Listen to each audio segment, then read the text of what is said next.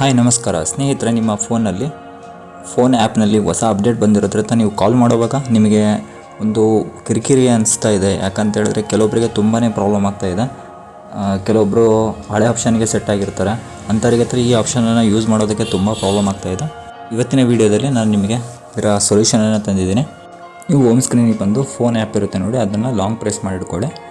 Long press ಮಾಡಿ ಇಟ್ಕೊಂಡಿದ್ಮೇಲೆ ಅಲ್ಲಿ I button ಕಾಣುತ್ತೆ. ಐ ಬಟನ್ ಮೇಲೆ ಕ್ಲಿಕ್ ಮಾಡಿದ್ಮೇಲೆ 3 ಡಾಟ್ ಇರುತ್ತೆ ನೋಡಿ, ಅದನ್ನು ಕ್ಲಿಕ್ ಮಾಡಿಕೊಂಡು ಅನ್ಇನ್ಸ್ಟಾಲ್ ಅಪ್ಡೇಟ್ಸ್ ಅಂತ ಇರುತ್ತೆ, ಅದ್ರ ಮೇಲೆ ಕ್ಲಿಕ್ ಮಾಡ್ಕೊಂಡ್ಬಿಟ್ಟು ಅನ್ಇನ್ಸ್ಟಾಲ್ ಅಪ್ಡೇಟ್ಸ್ ಮಾಡೋದ್ರಿಂದ ಇದು ಅಪ್ಡೇಟ್ ಏನಾಗಿರುತ್ತೆ ಅದು ನಾರ್ಮಲಾಗಿ ಮುಂಚೆ ಥರನೇ ಇದು ವರ್ಕ್ ಆಗುತ್ತೆ. ಅಥವಾ ಇನ್ನೊಂದು ಆಪ್ಷನ್ ಇದೆ, ಯಾವ ರೀತಿ ಅಂತೇಳಿದ್ರೆ ನೀವು ಸೆಟ್ಟಿಂಗ್ಸ್ಗೆ ಹೋಗಿ ಅಲ್ಲಿ ಕೆಳಗಡೆ ನೀವು ಆ್ಯಪ್ ಅಂತ ಇರುತ್ತೆ ನೋಡಿ, ಆ್ಯಪ್ಸ್ ಒಳಗೆ ಹೋಗಿ ಅಲ್ಲಿ ಫೋನ್ ಅಂತ ಆ್ಯಪ್ ಇರುತ್ತೆ, ಅದನ್ನು ನೀವು ಸೆಲೆಕ್ಟ್ ಮಾಡ್ಕೊಂಬಿಟ್ಟು ಮೇಲ್ಗಡೆ ಮತ್ತೆ 3 ಡಾಟ್ ಕ್ಲಿಕ್ ಮಾಡ್ಕೊಂಬಿಟ್ಟು ಅನ್ಇನ್ಸ್ಟಾಲ್ ಅಪ್ಡೇಟ್ಸ್ ಅಂತ ಇರುತ್ತೆ, ಅದನ್ನು ಓಕೆ ಅಂತ ಕೊಟ್ಟ ಮೇಲೆ ಅದು ಅನ್ಇನ್ಸ್ಟಾಲ್ ಅಪ್ಡೇಟ್ ಆಗುತ್ತೆ. ಆವಾಗ ನಿಮಗೆ ಮುಂಚೆ ಯಾವ ರೀತಿಯಾಗಿ ಅದು ನಾರ್ಮಲಾಗಿ ವರ್ಕ್ ಆಗ್ತಾಯಿತ್ತು ಅದೇ ರೀತಿ ಆಗ್ತಾ ಇರುತ್ತೆ. ಇದು ತುಂಬ ಜನಕ್ಕೆ ಹೆಲ್ಪ್ ಆಗುತ್ತೆ. ಯಾಕಂತ ಹೇಳಿದ್ರೆ ಮೊಬೈಲ್ ಶಾಪ್ನವರಿಗೂ ತುಂಬ ಜನ ಬಂದು ಕೇಳ್ತಾ ಇದ್ದಾರೆ, ಈ ರೀತಿ ಸೆಟ್ಟಿಂಗ್ಸು ಈ ಥರ ಮಾಡಿಕೊಡಿ ಅಂತೇಳಿ ಭಾಳ ಜನ ಕೇಳ್ತಾ ಇದ್ದಾರೆ.